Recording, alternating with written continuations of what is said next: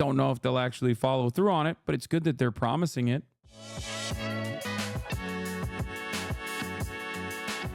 Okay, where are we? Campaign finally put up an issues on their website.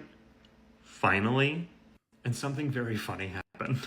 So this is the issues page, and it's called A New Way Forward. The problem is, they copied Biden's old issues page. Twitter user Gay Narcan, which as a quick aside is a fantastic username, noticed that the link, when pulled in metadata, still showed Joe Biden stuff. Here's one of those pictures. You can see it says, join our campaign to re-elect Joe Biden. So some services like Discord you see here are going to pull in the website data to give you a quick preview of what that link is. It even shows up on Google. It says re-elect Joe Biden today at the Kamala Harris website. Oops. They went through the rest of the website and no other page on the site did that. So literally they made the issues page by just copy and pasting Joe's. I think they went and changed the policies and stuff, obviously, but the metadata was that way. They did finally go and fix it, and I just checked, and as of this morning, Google has re-indexed it, so it doesn't show up like that anymore, but it is very funny that A New Way Forward was literally a plagiarized page. This isn't a huge deal. Same devs work on both camps. No, dude, it is a huge deal because they're losers, okay? That's why. The loser-ass Biden team that was so stupid and so bad that they thought it would be a brilliant tactic to have the carcass rolled out in an unceremoniously early debate that caused him to have to go away after his disastrous debate performance is now working the Kamala Harris campaign. Do you not think that that's a problem?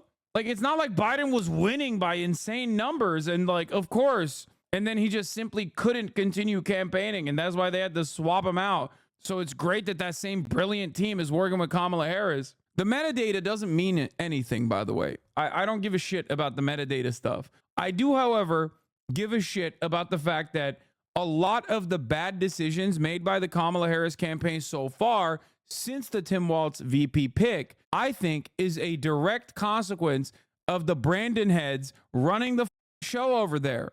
Okay, that's it. Trans people, not mentioned at all. It is slightly better than what Biden's was because Biden's issues basically started and ended with Trump, and Kamala's does actually talk about some things with no real policy positions that she's actually putting forward. And when every section basically starts with, this is what we did under Biden and we're gonna keep doing that, I have a hard time buying into it being a new way forward. Kind of sounds a lot like it's the same way. And that way leads to the right. Yeah. The metadata is just further evidence that they're just doing the thing that I'm annoyed about. Doing the thing that like pull Biden and Kamala Harris out of the equation for a second. Okay. Just only think about this as like in terms of A, B. Okay. Candidate A, candidate B. Candidate A is so disastrously unpopular that candidate B has to be slotted in candidate A's position. Why the would you in that situation be like, and I'm going to follow what candidate A did? He got there because he fucked up. Why would you be like, and that's the reason why I'm following the agenda? It makes no sense. Like, I think a lot of people, I guess, have convinced themselves that the only issue with Joe Biden was that he's old. That's not the only issue. You said it was solid, though, just a bad speaker? No. I said that Joseph Robinette Brandon's message, especially in his last days, we're talking like he died, would be pretty solid. He was just a bad messenger for it because he was advocating for like rent caps at the federal level, like addressing a lot of the real economic issues that people were experiencing. It wasn't just his age that was an issue. It was obviously the bad policies that he was trailing behind Donald Trump on. Okay. The problem is Kamala Harris, she had a clean break. Like she had a phenomenal opportunity. She had a phenomenal opportunity to be like, yeah, we're not looking back. You know, we're not looking back. We're not going back. We're not going back. That doesn't just mean we're not going back to Donald Trump. That means we're not going back to Joe Biden too. She could have just done that and been like, and we saw it. We saw it reflected in the polls, right? I showed you polls at the time where in a universal historic incumbent disadvantage election cycle, globally, whether it be France, whether it be the UK, in a historic incumbent disadvantage cycle due to global inflation, okay, Kamala Harris actually was outperforming Joe Biden on that issue, and people were not holding her responsible for it. What a phenomenal gift to the campaign. So when you take that gift and then you slap it in the face and go, no, this is my economy. No, please hold me responsible for everything that the Joe Biden administration did that, like, a lot of you did not like. What the fuck are you doing? Like, she literally shat on the clean slate that she had. It makes no sense. If Joe Biden was doing great, Kamala Harris would have never been the presidential nominee. So obviously, people weren't just upset about his brain and upset about how old he is. That was just the tip of the iceberg. That was what actually fed into people also finding a lot of the other stuff that he did unfavorable because he wasn't, mentally there to be able to defend some of these things. They think Biden would have won without the bad debate night? I mean, potentially. I think without the bad debate night, and also if Biden's brain wasn't actually destroyed, he might have. But that was not because Biden was like popular. Okay, you need to understand. That is because Donald Trump was still unpopular. Okay, that's it. Cut tax for the middle class families. Ugh. Unlike Donald Trump, Vice President Harris and Governor Walz are committed to ensuring no one earning less than $400,000 a year will pay more in taxes. They believe that we need to chart out. They will also expand the child tax credit to provide $6,000 tax credit to families with newborn children. They believe no child in America should live in poverty. Like, I hate that the only time we do good things is in the form of a tax cut. No policies can ever be implemented that is not a tax cut. It's got to be a tax cut. Yes, that's what a tax credit is, chatter. That's just a different way to say it. Reading all the fluff. Here's a list of raw policies I pulled out of our issues page for you. Restore child tax credit. Okay. Restore earned income tax credit. Anyone making under 400K will not see a tax increase. Rolling back the Trump tax cut for the wealthy. Create billionaire minimum tax. Tax on stock buybacks quadrupled. Long-term capital gains for 1 million plus a year in earnings from 20 to 28%. Build 3 million new homes. I mean, this is not fluff, by the way. So far, some of these are really good, right? Problem is, they don't actually push any of the good policies. They just kind of let that hang over there, and they only focus on the tax credits or tax cuts in general. The capital gains, by the way, for Biden was higher. Biden came in at 40%, I think, and long-term capital gains for 1 million plus a year in earnings from 20%. Kamala Harris is saying 28%. Build 3 million new homes. The problem with this one, I think, is that it's just about like deregulating certain things and not like simply zoning. Penalties for firms holding homes to drive up prices, unrealized gains and taxes over 100 million. Outlaw price fixing apps used by landlords. That's actually a good thing. And also a thing that the administration is also already working on. Another one of those like good policies, like from the Brandon camp, from the Brandon admin, that they never talk about. Up to $25K for new home buyers down payments. Not my favorite. I don't really like this at all. It is what it is. I'm sure it'll maybe help some like middle class, like middle income, upper middle income people get excited to vote for her. But like overall, I think the real problem with housing is the unaffordability crisis is caused by not enough units, which she addresses here, but more importantly, not enough affordable units in general. Small businesses, this part I do not care for and actually think is just both shitty policy and also shittier politics in general. Wants 25 million new business applications, startup expense tax deduction for new business from 5K to 50K.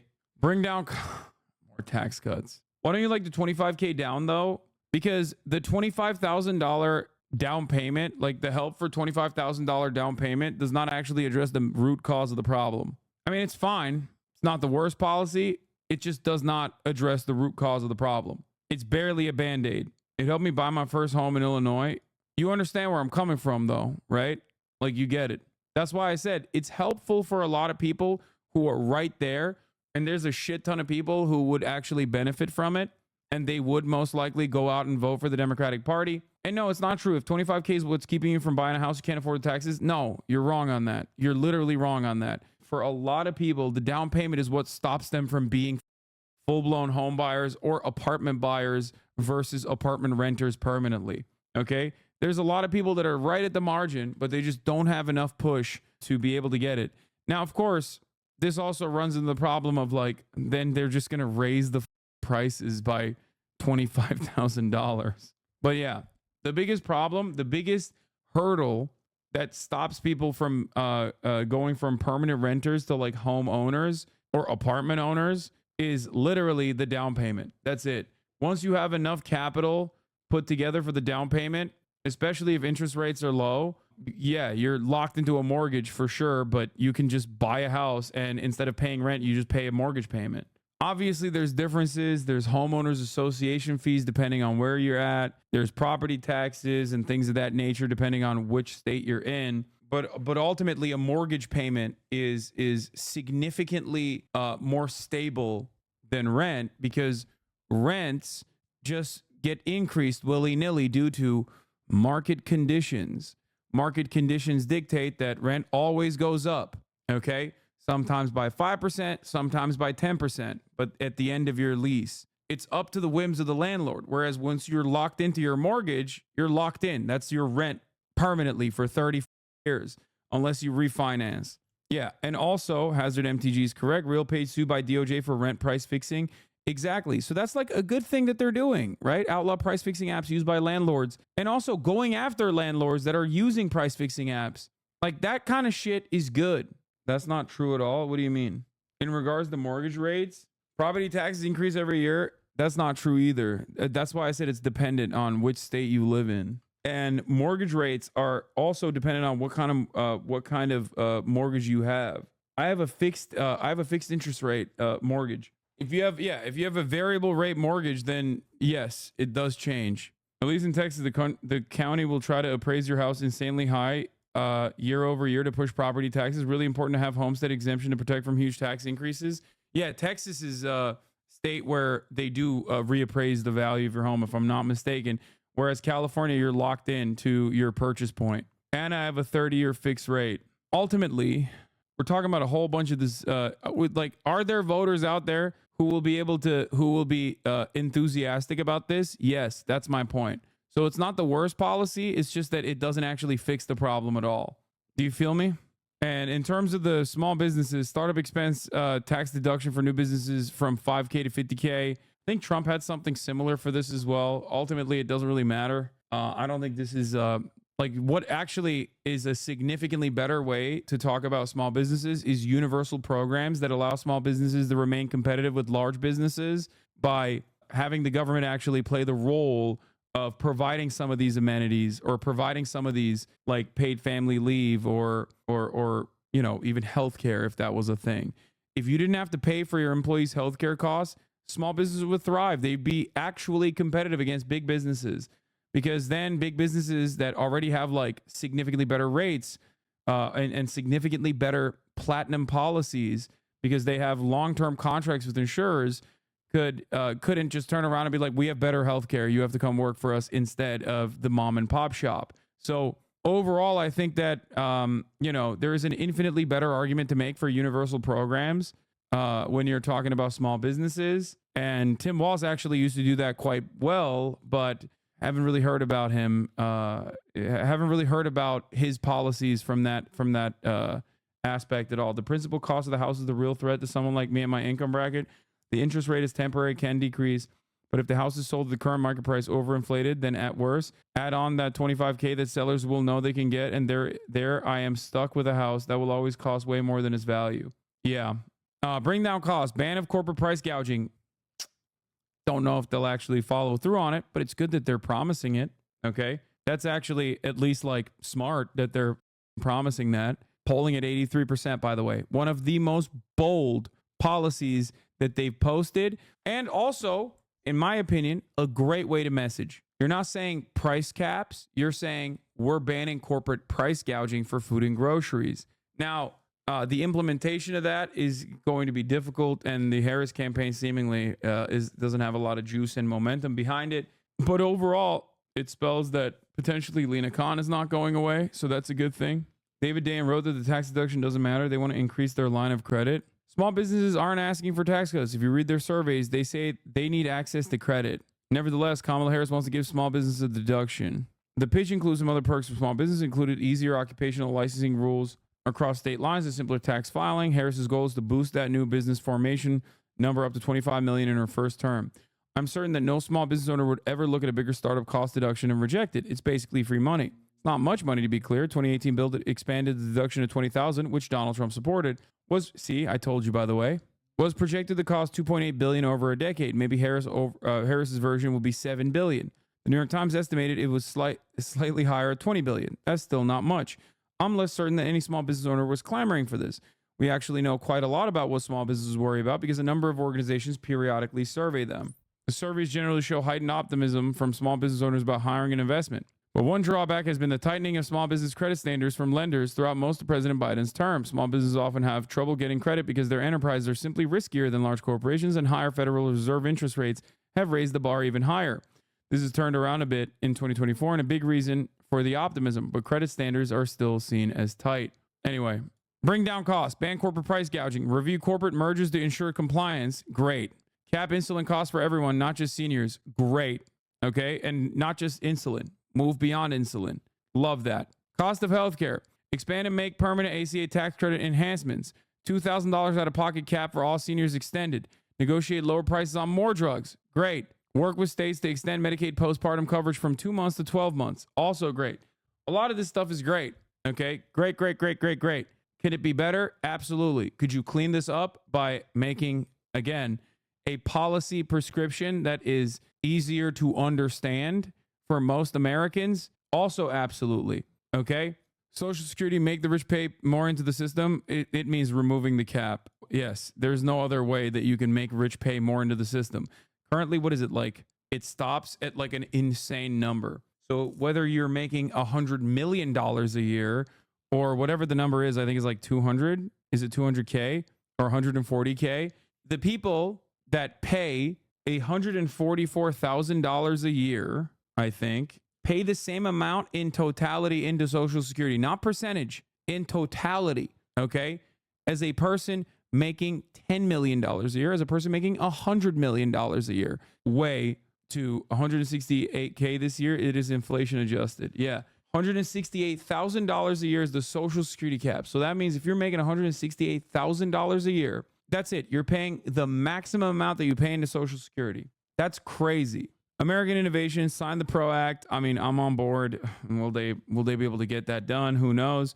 Raise the minimum wage calls into question. You were in charge of the Senate. The Senate parliamentarian stopped it from being included in a previous budget bill. How would you overcome that problem? Who knows? And the sub minimum wage. That is the sub minimum wage argument is packaged into the tax cuts for or no taxes on tips. So that the sub minimum wage and sub minimum wage is excellent policy.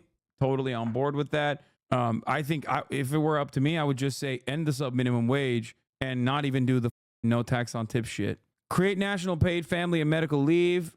Great. Eliminate tax on tips for lower income service and hospitality workers. Like I said, it's the same as the end of sub minimum wage. That's how it's packaged. Overall, when we look at the Kamala Harris campaign promises so far, or her policies so far, you might start noticing a trend. Now, before you say, oh, well, she's lying, she's not going to do any of this shit. No, duh. Okay. Obviously. But it matters what direction they're pushing for in terms of like winning the election. Okay. You have to remember that. So the question I have for you is, and maybe you have already noticed this, do you really ever hear from Kamala Harris about the PRO Act or ending the sub minimum wage or removing the cap on Social Security so that like there is a percentage payment beyond $168,000? Because I certainly have not, and I pay pretty close attention to these campaigns. Now, the issue here is, and I said this early on with the going after price gougers. She said that once and then shut the fuck up about it permanently. Never again. Okay. And then the Republican Party immediately was like, that's communism. That's Maoism. That's Venezuela. That's Venezuela. That's Venezuela. Now the Republicans keep attacking it. But the problem is it still hasn't changed people's attitude towards it. So what does that tell you? It tells you that regardless of the Republicans looking at a policy that is objectively populist, therefore popular, no matter how much they call it communism or socialism, people still go, nah, dog, my grocery costs are too high. I don't give a shit. They're saying they're price gouging. Okay, that's something that I can understand. Yeah, get after them. That's it. When Donald Trump, for example, he tried to do this about healthcare. He was like, if Kamala Harris gets elected, everyone will have healthcare. Like, okay, great. What American is like, oh, I hate that? They don't hate that. It's stupid. You could say it's communism all day, every day, but like, it doesn't change the dynamic. It doesn't change the way that like a lot do. Stop. Don't say a lot do. I'm showing you that it doesn't matter. My dad hates it. Okay, well, your dad is stupid. Okay, he's dumb. I'm sorry. No, even MAGA Republicans that say they hate that actually love it. It's the same principle always. That's why Republicans regularly are like, oh, these budgets are out of control. These budgets are out of control. We will not vote for a single new dime on infrastructure spending. And then that budget bill passes, and then those motherfuckers go back to their own town halls in their own goddamn states and go, see, I brought money back home for you. You like that new bridge? That's because I brought money back home for you. It's like, bitch, you voted against it. What do you mean you brought money back home? Oh, the good policies on here, they don't talk about. The shitty ones that are not as dangerous from the perspective of like corporate captured media, they talk about. It's very annoying.